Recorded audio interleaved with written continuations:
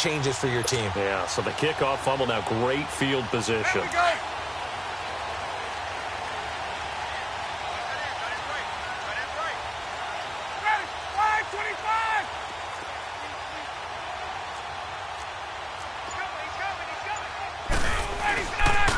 They'll run for the first time with Devontae Freeman.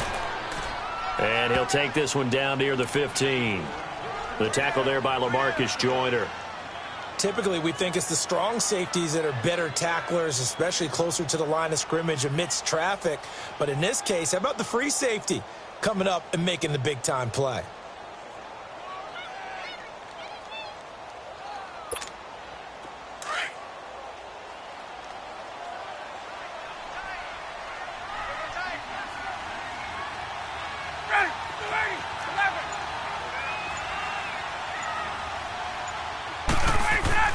On second down, Ryan.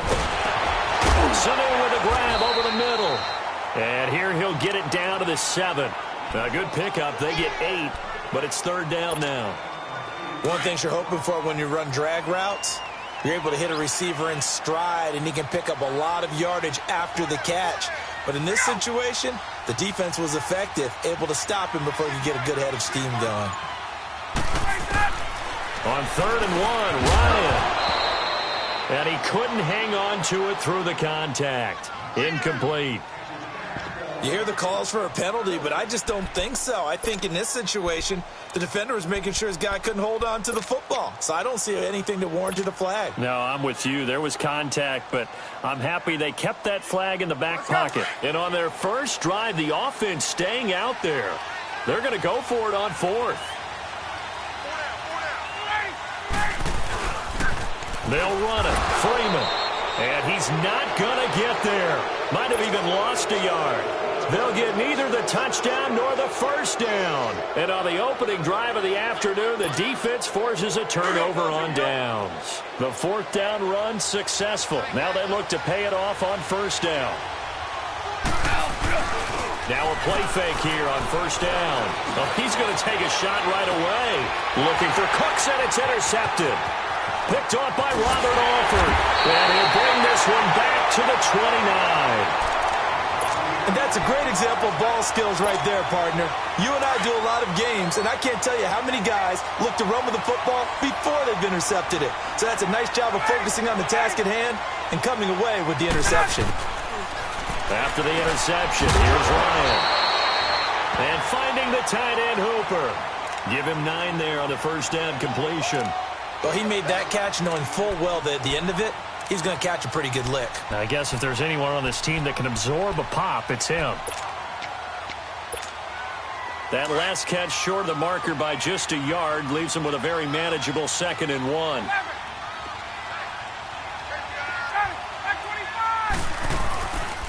Ryan on the handoff. It's Freeman. And he'll be brought down inside the 20 at the 19. Only a gain of a yard, but that's all they needed, as that's going to move the chains.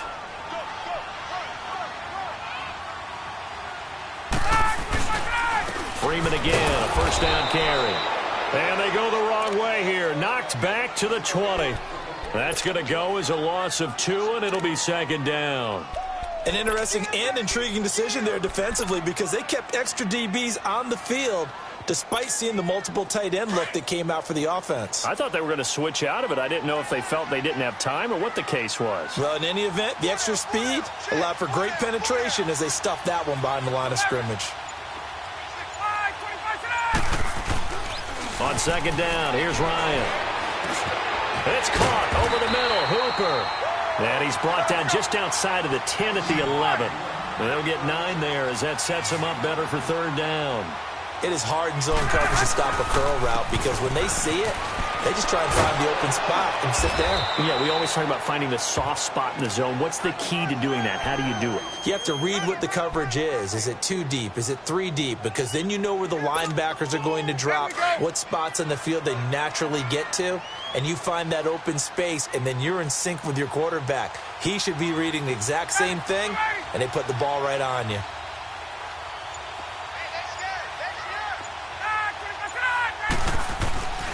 They'll run here with Freeman. And he's going to bull his way down to about the 1-yard line. A good run on first down, and now they contemplate a second-and-goal situation. They'll look to run with Freeman. And he gets in. Touchdown, Atlanta. Devontae Freeman punching it in from a yard away. And the Falcons have taken the early lead. Now Matt Bryant on for the point after.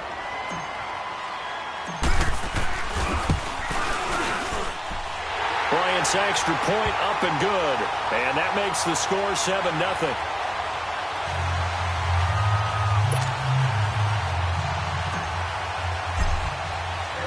Here's Bosher to kick it away.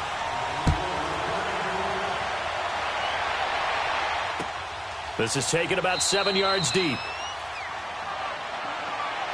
Well, CD, the NFL held its awards show the night before the Super Bowl, and as you and I had speculated the last few weeks, Patrick Mahomes, MVP, Offensive Player of the Year, and for the second straight season, how about Aaron Donald, Defensive Player of the Year? Yeah, Donald was expected. We knew that was going to happen. Mahomes, we thought would happen. There was that school of thought that maybe Drew Brees might walk away with the MVP since he's never won one, but Mahomes a deserving winner. How about the Offensive Rookie of the Year? Saquon Barkley with the Giants.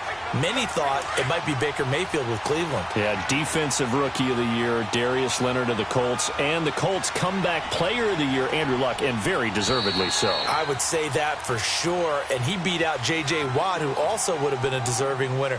Coach of the Year, I thought was a close vote, or probably should have been closer to me, because I thought Anthony Lynn from the Chargers deserved some respect, but Matt Nagy of the Bears, he ends up winning the award. They went 12-4 in his rookie season. And then last one we need to mention, Chris Long of the Eagles, well-deserved Walter Payton NFL Man of the Year. Congrats to all. Yeah, how about that? Look at this time for Woods, and it's intercepted.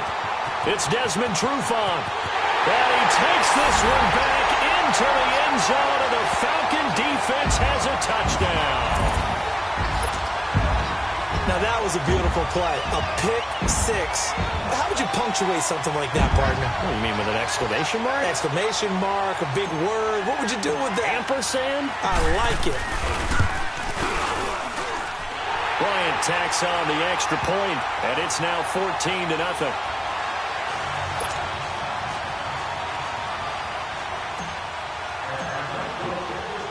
So they throw the pick six. They'll get another shot at it now as this one's in the air.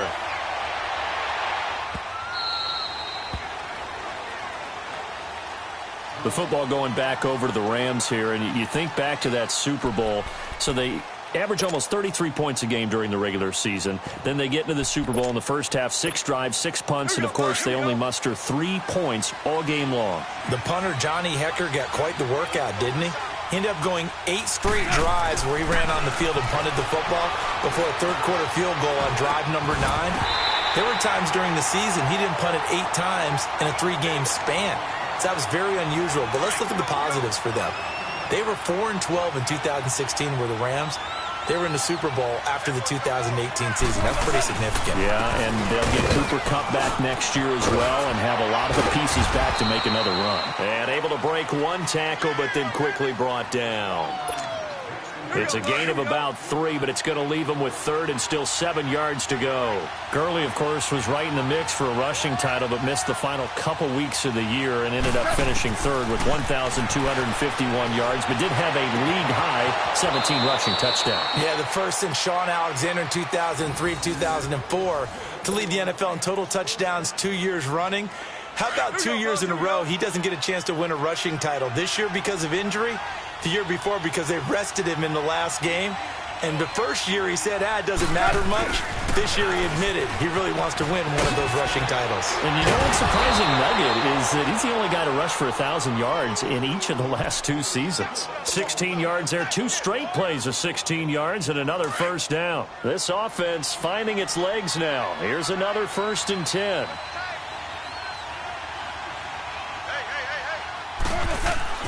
Now a first down throw, gone. Throwing over the middle, but it's incomplete.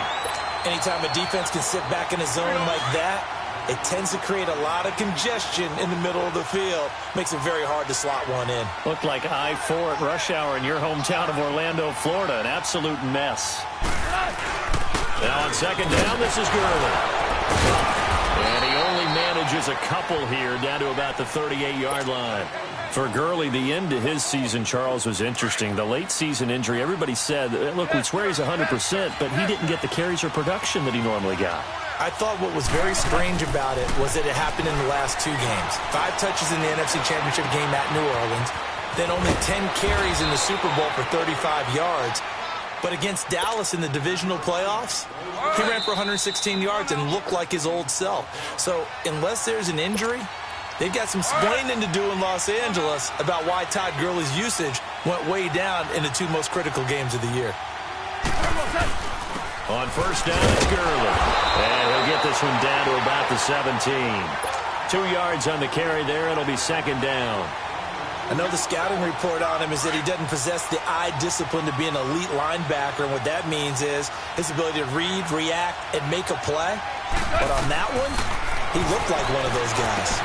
And they'll set up the screen to Gurley. So a nice job to break the 1 tackle, but not much daylight after that as he's brought down. A good job defensively to hold that to 4 yards, and now it's third down. This offense has converted 2 third downs on this drive already. This is 3rd and 4. Out of the gun. Gone. And did he get the feet down? No. They'll say he did not. It's incomplete. The third down battle won by Atlanta's defense. Solid coverage. And that's a crusher right there. Had his man open for a first down. Threw a fastball when that wasn't necessary. Incomplete pass. When are these quarterbacks going to learn? You don't get extra points for how hard you throw the football. And that is no good. And this score will stay right where it is. So he had a chance to get him on the board there, but unfortunately that big yellow metallic structure in the back of the end zone, it had other plans. And that's when we're kickers watching it the whole way saying, oh no, don't hit it. Rats.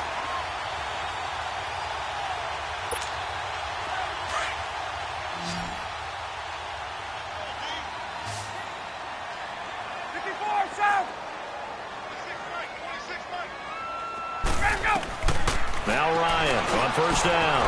He completes it to Julio Jones. And he'll be taken down, but not before they work it across midfield. That goes for a gain of 31. I know that's their first connection in this game, but you and I both know that Julio Jones is without a doubt his quarterback's favorite target. Oh, yeah, Matt Ryan loves this guy. Who wouldn't? Yeah, and the reason that he's that is because of his dependability. And quarterbacks have to have that from their receivers, meaning they know where they're going to be when they're running certain routes. They don't break them on them. They don't change them up and do their own freelance stuff and put their quarterbacks in bad situations. Matt Ryan has ultimate trust in Julio Jones. Now Ryan on second down. Muscles him off. Caught on the right side by Jones. And he's going to get this inside the 30. Ryan to Jones, the Falcon connection there for a first. Doesn't matter whether it's a zone coverage or man coverage, the drag route can be effective when it's run well. This is Freeman on 1st and 10. And he's going to bring this one down to right about the 20-yard line. Just what you want on a first down run. Call it 8 yards, and it's 2nd and 2. On second down, Freeman. Freeman a first down and more, and he'll take it into the end zone. Touchdown, Atlanta.